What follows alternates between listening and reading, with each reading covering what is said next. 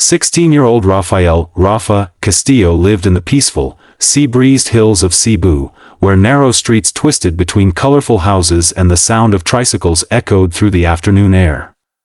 Rafa was quiet, soft-spoken, and carried a voice far larger than the life he lived. His grandmother, Lola Maribel, often said his voice was a blessing wrapped inside a shy boy, but Rafa never believed her. He thought he was just another kid trying to help his family get by. Every evening after chores, Rafa climbed to the rooftop of their small home. From there, he could see the city lights twinkling across the water like scattered diamonds.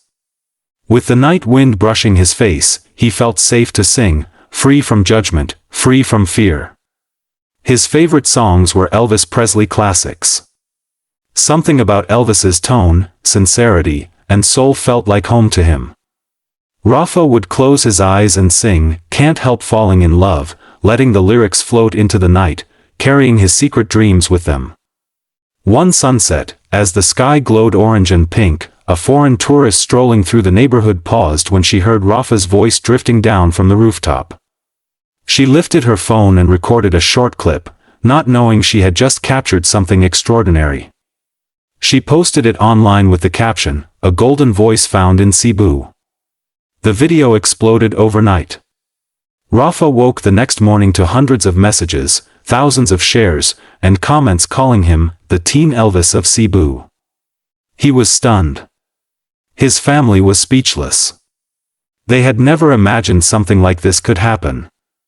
Then came the message that changed everything. "This is AGT Manila. We would like to invite you to audition." And for the first time, Rafa let himself believe, maybe his voice truly was a gift. The moment Rafa arrived in Manila for his AGT audition, everything felt unreal. Towering buildings, blinding billboards, fans lined outside the venue holding banners. This was a world far bigger than Cebu's quiet streets. His heart pounded as he clutched the audition pass hanging around his neck. It wasn't fear alone, it was disbelief that a boy who once sang only to the moon and the sea was now standing outside one of the biggest talent shows in Asia. Backstage was a whirlwind of voices, rushing crew members, and performers practicing last-minute routines. Dancers stretched, singers vocalized, magicians rehearsed tricks. Rafa felt small among them, almost invisible. His hands trembled as he held the microphone assigned to him. "Just breathe," he whispered to himself, repeating the words Lola Maribel had told him before he left, "Courage isn't loud, hijo. Sometimes it whispers." When his number was called, Rafa walked toward the stage entrance. Each step felt heavy, as if fear was trying to pull him back. The stage manager smiled at him. "You ready?" Rafa tried to nod, but his voice cracked when he whispered, "I hope so." The massive doors opened, flooding him with bright lights. The roar of the crowd hit him like a warm wave. He squinted, trying to take in the sight, thousands of cheering faces, judges seated behind the iconic desk, and at the center of them, Simon Cowell, watching him with curiosity. "Welcome," Simon said. "Tell us your name." Rafa swallowed. "Rafael Castillo, from Cebu." "A long way from home," Simon replied. "What will you be performing today?" Rafa inhaled deeply.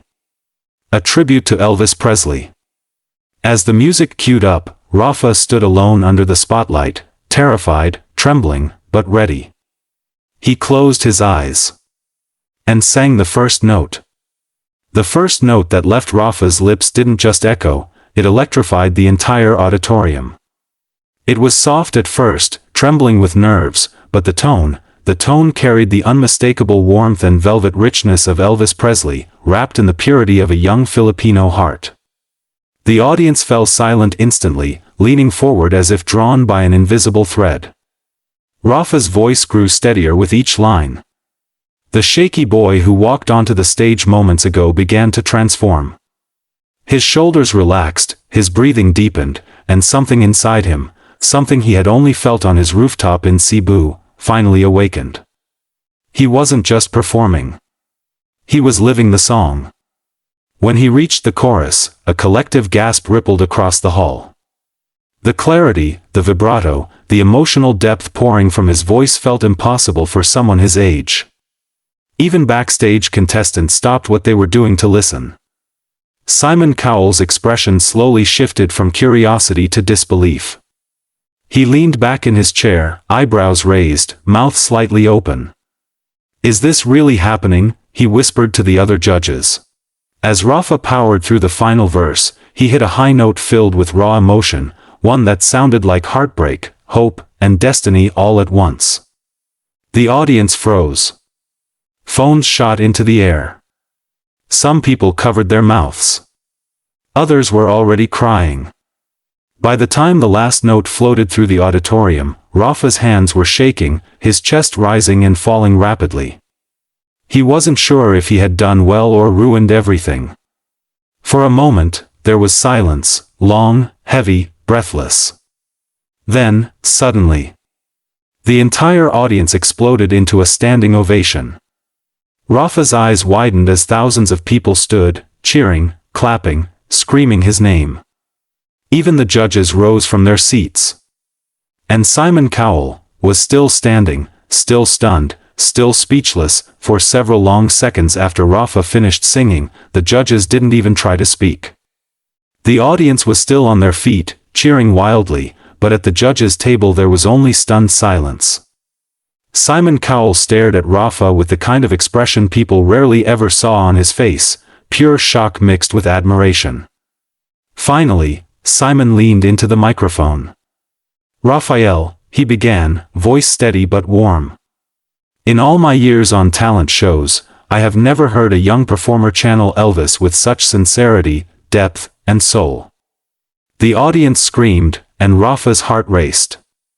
He covered his mouth with his hands, shaking uncontrollably.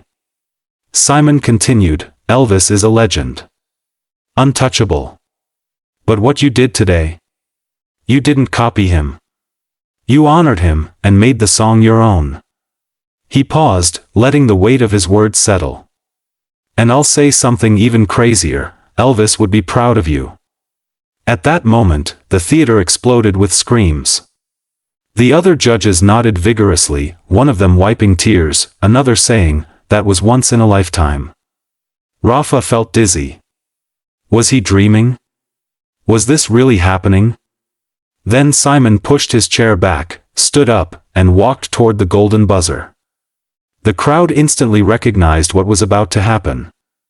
A wave of energy ripped through the room, people shouting, crying, chanting Rafa's name.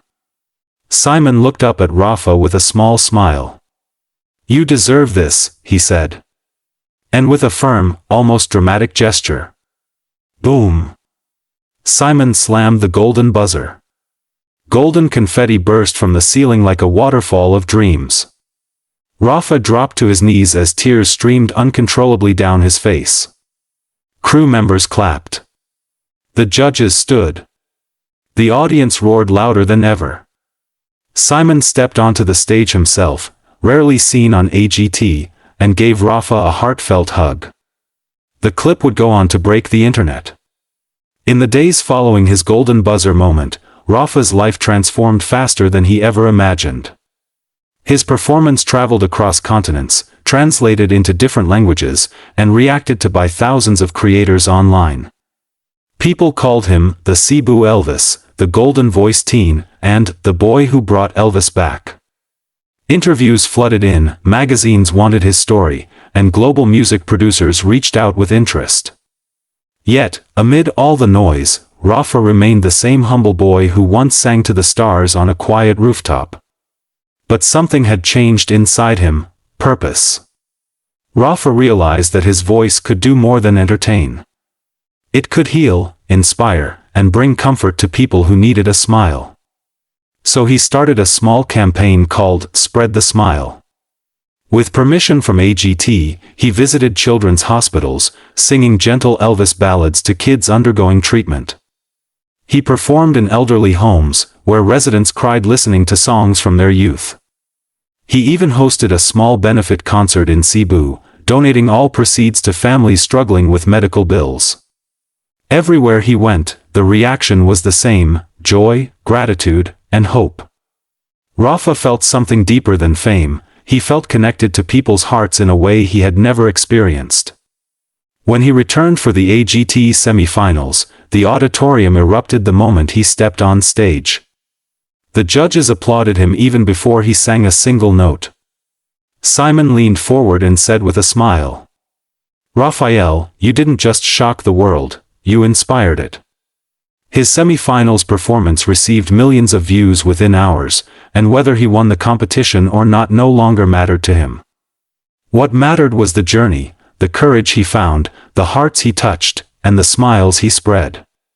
From the rooftops of Cebu to the world stage, Rafa had become living proof that dreams, no matter how small they begin, could rise higher than anyone imagined.